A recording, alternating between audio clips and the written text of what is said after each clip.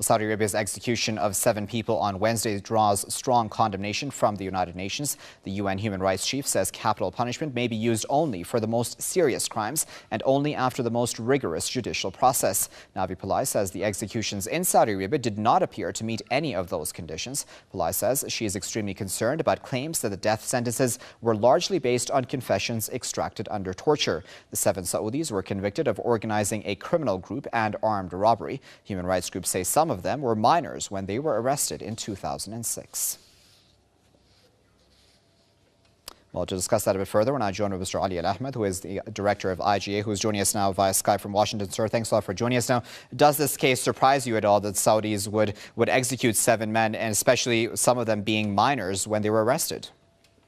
No, it does not surprise me whatsoever, because the Saudi justice system is very primitive, is racist, and is xenophobic, and it does not represent the Saudi people. It does not allow blacks, for example, to become judges, because the Saudi monarchy considers blacks to be slaves and not qualified to become or to hold the positions of judge or a position of a diplomat, for example. So these people who were executed are from the South, which is heavily marginalized. The unemployment in the South is extremely high. It's the highest in the nation. And that's what drove these people to steal. They did not kill anyone. They did not use a lot of weapons, and they didn't harm anything. The total value of what the gold that they stole is about $50,000. And the reason for killing them was because of bigoted and xenophobic position. The judges who sentenced them to death and the people who signed their death warrants are all bigoted against the people of the South who are marginalized in the Saudi government. So, Mr. Al Ahmed, was this execution at all influenced by the politics within the country? Of course, we've had protests throughout the country, as we've been speaking to you as well. Was this influenced by that? Absolutely. The South is now the most critical area for the Saudi government to keep under control, because if protest and movement reaches the South and starts to have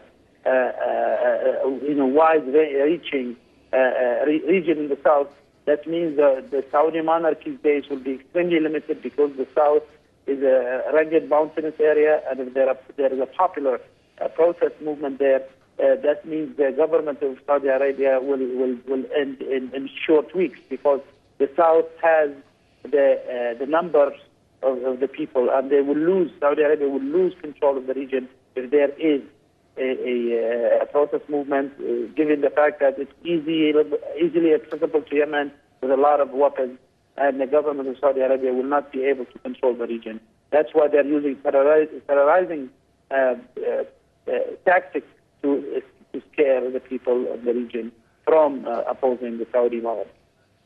All right, we'll have to leave it there for now. That was Mr. Ali Al Ahmed, IGA Director, speaking to us live from Washington. Sir, as always, we appreciate your insight.